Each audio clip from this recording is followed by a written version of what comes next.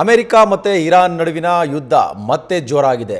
ಎರಡನೇ ದಿನವೂ ಇರಾನ್ ಮೇಲೆ ಅಮೆರಿಕ ಪ್ರಬಲವಾದ ದಾಳಿಯನ್ನು ಮಾಡಿದೆ. ಟ್ರಂಪ್ ಸೂಚನೆ ಬೆನ್ನಲ್ಲೇ ಅಮೆರಿಕ ಸೇನೆ ಏರ್ ಸ್ಟ್ರೈಕ್ ಮಾಡಿದೆ. ಇರಾನ್ನ ಪ್ರಮುಖ ತಾಣಗಳನ್ನು ಗುರಿಯಾಗಿಸಿ ದಾಳಿ ಮಾಡಿದೆ. ಅಮೆರಿಕ ಮತ್ತು ಇರಾನ್ ನಡುವಿನ ಯುದ್ಧ ಮತ್ತಷ್ಟು ತೀವ್ರವಾಗ್ತಾ ಇದೆ. ಸತತ ಎರಡನೇ ದಿನವೂ ಕೂಡ ಇರಾನ್ ಮೇಲೆ ಅಮೆರಿಕ ಸೇನೆ ದಾಳಿ ಮಾಡಿದೆ. ಅಮೆರಿಕ ಅಧ್ಯಕ್ಷ ಟ್ರಂಪ್ ಸೂಚನೆ ಬೆನ್ನಲ್ಲೇ ಏರ್ ಸ್ಟ್ರೈಕ್ ಮಾಡಿರುವಂಥದ್ದು.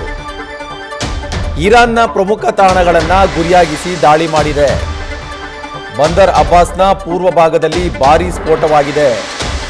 ಸಿರಿಕ್ ಮತ್ತು ಮಿನಾಬ್ ಬಂದರ್ ಅಬ್ಬಾಸ್ ಕೇಶ್ಮ ದ್ವೀಪ ಇವೆಲ್ಲದರ ಮೇಲೆ ಕೂಡ ಅಮೆರಿಕ ಸೇನೆ ದಾಳಿ ಮಾಡಿದೆ. ಗೊರ್ಗಾನ್ ಪ್ರದೇಶದ ಮೇಲೆ ಕೂಡ ಅಮೆರಿಕ ವಾಯು ದಾಳಿ ಮಾಡಿದೆ. ಈ ದಾಳಿಯಲ್ಲಿ ಸುಮಾರು 20ಕ್ಕೂ ಹೆಚ್ಚು ಯುದ್ಧ ವಿಮಾನಗಳನ್ನು ಬಳಸಿ ಏರ್ ಸ್ಟ್ರೈಕ್ ಮಾಡಿರುವಂಥದ್ದು. ಅಮೆರಿಕ ಮತ್ತು ಇರಾನ್ ನಡುವಿನ ಯುದ್ಧ ಮತ್ತಷ್ಟು ತೀವ್ರವಾಗ್ತಾ ಇದೆ. ಒಂದು ಕಡೆ ಶಾಂತಿಗಾಗಿ ಮಾತುಕತೆ ನಡೆಯುವ ಪ್ರಯತ್ನ ಆಗ್ತಾ ಇದ್ರೆ, ಮತ್ತೊಂದು ಕಡೆ ಇರಾನ್ ಮೇಲೆ ಅಮೆರಿಕ ಮತ್ತೆ ದಾಳಿ ನಡೆಸಿದೆ.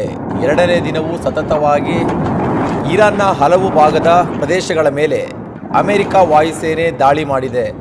ನೆನೆ ಮೊದಲನೇ ಬಾರಿಗೆ ದಾಳಿ ಮಾಡಿತ್ತು. ಈಗ ಸತತವಾಗಿ ಎರಡನೇ ದಿನವೂ ಕೂಡ ದಾಳಿ ಮಾಡಿದೆ. ಒಂದು ಕಡೆ ಶಾಂತಿಯುತ ಮಾತುಕತೆಗಾಗಿ ಅಮೆರಿಕ ಪ್ರಯತ್ನ ಪಡ್ತಾ ಇದೆ, ಮತ್ತೊಂದು ಕಡೆ ಇರಾನ್ ಪ್ರದೇಶಗಳ ಮೇಲೆ ದಾಳಿ ಮಾಡ್ತಾ ಇದೆ. ಸುಮಾರು 20ಕ್ಕೂ ಅಧಿಕ ಯುದ್ಧ ವಿಮಾನಗಳನ್ನು ಬಳಸಿ ಏರ್ ಸ್ಟ್ರೈಕ್ ಮಾಡಿರುವ ಮಾಹಿತಿ ಲಭ್ಯವಾಗ್ತಾ ಇದೆ.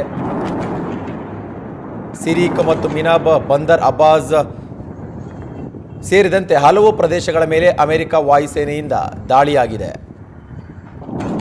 ಅಮೆರಿಕ ಅಧ್ಯಕ್ಷ ಡೊನಾಲ್ಡ್ ಟ್ರಂಪ್ ಸೂಚನೆ ಕೊಟ್ಟಿರುವಂತಹ ಬೆನ್ನಲ್ಲೇ ಅಮೆರಿಕ ಸೇನೆ ಈ ಏರ್ ಸ್ಟ್ರೈಕ್ ಅನ್ನು ಮಾಡಿದೆ ಅನ್ನುವ ಮಾಹಿತಿ ಕೂಡ ಲಭ್ಯವಾಗ್ತಾ ಇದೆ. ಇದನ್ನೆಲ್ಲ ಗಮನಿಸ್ತಾ ಇದ್ರೆ ಅಮೆರಿಕ ಮತ್ತು ಇರಾನ್ ನಡುವಿನ ಯುದ್ಧ ಸಂಘರ್ಷ ಸದ್ಯಕ್ಕೆ ನಿಲ್ಲುವಂತೆ ಕಾಣಿಸ್ತಾ ಇಲ್ಲ.